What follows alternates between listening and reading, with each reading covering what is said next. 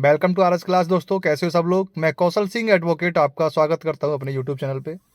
दोस्तों आज हम पढ़ेंगे भारतीय न्याय संहिता की धारा 120। जी हाँ, धारा 120 बीएनएस क्या है, इसमें कितनी सजा है, कब लगती है, किस अपराध पे लगती है, विद उदाहरण के हम समझेंगे कि धारा 120 बीएनएस कब लगाई जाती है। जी हाँ, थंबनेल देखकर आप सही आए हो कि जबरदस्ती जुल्म इकबाल करवाना। जुल्म इकबाल कौन कराता है? पुलिस जबरदस्ती जो जुल्म इकबाल कराती है कि ये कार्य तूने किया है, तो उस पे पुलिस अधिकारी को धारा 120 के तहत दंडित किया जाएगा साथियों। तो पुलिस ऑफिसर को कितने साल की सजा हो सकती है, ये सारी बातें विद एग्जाम्पल हमने इस वीडियो में बताई हैं। तो 120 भी किस अपराध पे लगाई जाएगी और क्या क्या हैं वही जानेंगे। तो जो भी भाई बहन हमारे चैनल पे नए आए हैं वो हमारे चैनल को सब्सक्राइब जरूर कीजिएगा और वीडियो को लाइक करके ज़रूर जाइएगा साथियों। तो ज़्यादा समय ना लेते हुए स्टार्ट करते हैं आज की वीडियो। Let's go.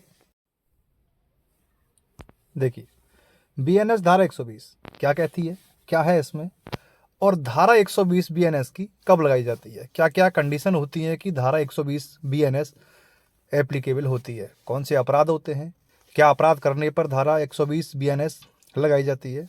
देखिए, अपराध स्वीकार करने के लिए या संपत्ति की बहाली के लिए मजबूर करने के लिए स्वेच्छा से चोट या गंभीर चोट पहुंचाना, समझेंगे अभी उदाहरण देके। पहले ये समझ लेते हैं कि ये कह क्या रहा है। ठीक है, चोट पहुंचाना।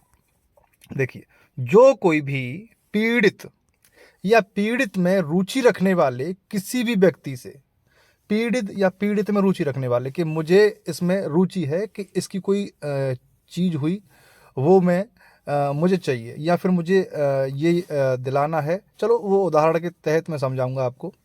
किसी भी व्यक्ति से कोई भी स्वीकारोक्ति या जानकारी प्राप्त करने के उद्देश्य से जिससे अपराध या कदाचार का पता चल सकता है या बाधा डालने का उद्देश्य स्वेच्छा से चोट पहुंचाता है, पीड़ित या किसी संपत्ति या मूल्यवान सुरक्षा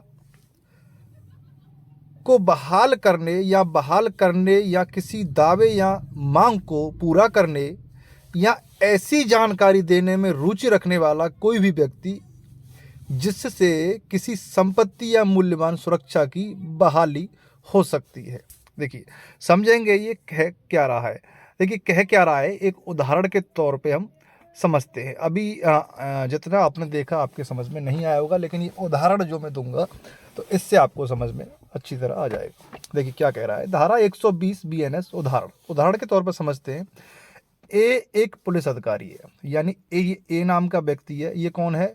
ये एक पुलिस अधिकारी है। ठीक है, जेड को यह स्वीकार करने के लिए, यानी ये जेड है, जेड को यह स्वीकार करने के लिए उसने अपराध किया है, जेड को प्रताड़ित करता है। यानी अब ये कह रहा है कि ए नाम का जो पुलिस अधिकारी है कि जो सी नाम का व्यक्ति है, कौन? सी नाम का व्यक्ति है, और ये ए नाम का व्यक्ति कहता है जेड से कि ये तू कबूल कर ले कि ये सी नाम के व्यक्ति को मैंने मारा है या फिर मैंने इसे गाली दी है, या जो भी जो सी नाम के व्यक्ति के साथ जो भी कृत्य किया है वो मैंने किया है, ये कबूल कर ले तू। कौन कह रहा है? ये ए नाम का पुलिस अधिकारी कह रहा है।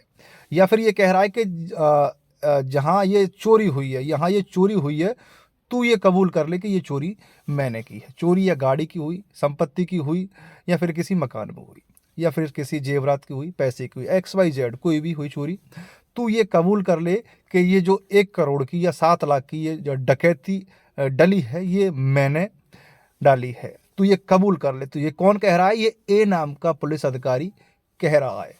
ठीक है, जेड को प्रताड़ित करता है। क्या करता है? प्रताड़ित करता है, इसे मारता है, पीटता है। ठीक है, यानी 3rd डिग्री से टॉर्चर देता है थाने में ले जाके। तो ये कबूल करने की कहता है कि तू ये कबूल कर ले, प्रताड़ित कर रहा है इसके साथ।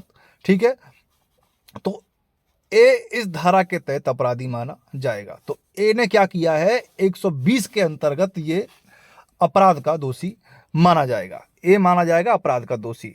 चलिए एक और लेते हैं। बी एक पुलिस अधिकारी है, बी को यह बताने के लिए, एक और एग्जाम्पल अगर आपके ठीक से समझ में नहीं आया तो, प्रेरित करने के लिए कि प्रताड़ित करता है कि चोरी की गई कुछ संपत्ति, जैसे कि अभी हमने एग्जाम्पल द्वारा समझा था। यानी ए नाम का व्यक्ति ये पुलिस अधिकारी हुआ, अब ये बी नाम का व्यक्ति हो गया। अब ये कहता है कि ये जो यहाँ चोरी हुई है ये तू कबूल कर ले, ये व्यक्ति कबूल कर ले कि ये चोरी जो है मैंने की है, जबकि ये चोरी इसने नहीं की, ये चोरी की है डी ने, डी नाम के व्यक्ति ने ये चोरी की है। अब ये ए जो पुलिस अधिकारी है इसकी पकड़ से ये दूर है, ये इसे पकड़ नहीं पा रहे, लेकिन क्या किया इन्होंने कि बी नाम के व्यक्ति को पकड़ लिया। ठीक है, बी नाम के व्यक्ति को पकड़ लिया। अब कह रहे हैं कि ये जो चोरी हुई है ये तूने की है, ये तू कबूल कर ले। वो कबूल नहीं करता है तो इसके साथ ज्यादती करते हैं, इसे प्रताड़ित करते हैं, इस पे 3rd डिग्री टॉर्चर देते हैं, इसके साथ मारपीट करते हैं। तो पुलिस वाले ने क्या किया, धारा 120 का उल्लंघन किया है, बीएनएस धारा 120 का उल्लंघन किया है और वो इसका अपराधी होगा। साथी देखिए आगे देखते हैं बीएनएस की सजा। अगर मान लीजिए कि कोई पुलिस अधिकारी हुआ और वो इसका उल्लंघन करता है, ठीक है, उल्लंघन करता है, तो जो कोई धारा 120 बीएनएस का उल्लंघन करेगा दंडित किया जाएगा। दंड तो देना ही है उसे। भाई तुम किसी व्यक्ति को जबरदस्ती उससे ये कहलवा रहे हो कि ये काम तूने किया है, ये तू कबूल कर ले, असली जो मुलजिम है उसे आप पकड़ नहीं रहे हो क्योंकि वो आपकी गिरफ्त से बाहर है, या फिर आप जाना नहीं चाह रहे हो, या फिर आपने वहां से मोटी रकम ले ली है और ये इल्जाम आप इस नाम के व्यक्ति पे थोपना चाह रहे हो। ठीक है, तो यहां पे ये आ जाएगा कि आप 120 का उल्लंघन कर रहे हो बीएनएस का। ठीक है, किसी एक अवधि के लिए कारावास जिसे 7 साल तक बढ़ाया जा सकता है और जुर्माना भी हो सकता है।